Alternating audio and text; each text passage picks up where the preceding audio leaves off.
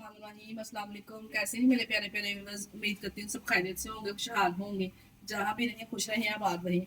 आज हम बनाएंगे चिप्स। बाजार वाली चिप्स आपने बहुत खाई होगी। जिसके चिप्स के ऊपर किस तरह से गर्म ज़्यादा देर तक रह सकते हैं, किस तरह से इसको बनाया जाता है, वो वाला सीक्रेट आपके साथ शेयर करूंगी। बच्चों के लंच बॉक्स में आप कितनी देर तक ये इसी तरह क्रंचीपन इसका रह सकता है, आप इसके क्रम्स चेक कर सकते हैं। माशाल्लाह से ज़रा भी इसके ऊपर से बेसन नहीं उतरेगा और ज़्यादा टाइम तक हम इसको कितनी देर क्रंचीपन रह सकता है।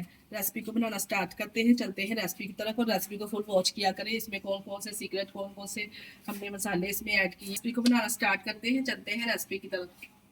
बिस्मिल्लाहिर्रहमानिर्रहीम।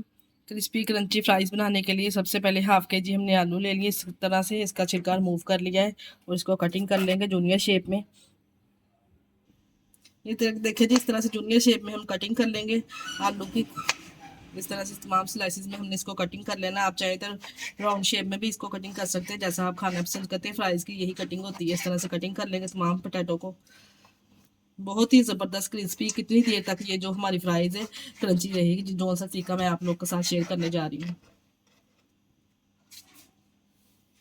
स्लाइसिस में हमने इस तरह से कटिंग कर लिया है पोटैटो को। अब हम इसकी लेडिंग रेडी करेंगे। लेडिंग के लिए मैंने 1 कप इस तरह से बेसन लिया है। 1 कप ही हमने इसका मैदे का लेना है। इसकी एक कप ही हमने मैदे का लिया। अच्छे से इसको छान के साफ कर लेंगे। जी जी, 1 कप ही हमने इसका कॉर्नफ्लोर का इसमें लिया है। मिक्स करेंगे, कुछ स्पाइसेस इसमें ऐड करेंगे।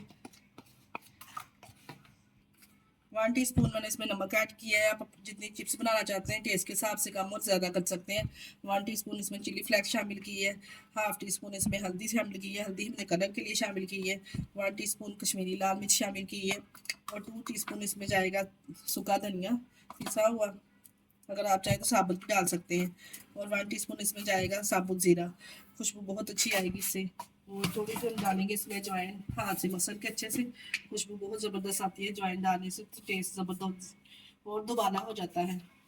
इस तरह से मसल के इसमें शामिल करेंगे। और अब हमने इसको लिक्विड फॉर्म में रेडी करना है, थोड़ा थोड़ा पानी डाल के ना।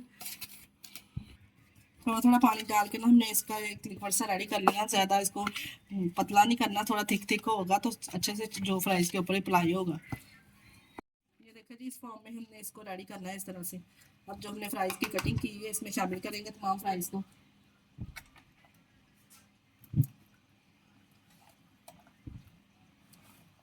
इधर हमने एक कढ़ाई में ऑयल गर्म कर लिया है इस तरह से और फ्राइज़ को अच्छे से हाथ की मदद से मिक्स करेंगे। मिक्स करके हम इसमें शामिल करेंगे। बहुत ही ज़बरदस्त लाजवाब ये हमारी चिप्स रेडी होगी। इस तरह एक करके हम इसमें शामिल करेंगे।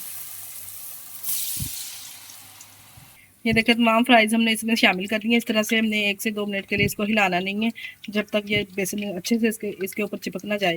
फिर हमने 2 मिनट के बाद इसकी साइड चेंज कर देनी है। ये दोनों साइडों से इस तरह का गोल्डन सा कलर आ चुका है। आप इसके क्रम्स चेक कर सकते हैं माशाल्लाह से, देखिए।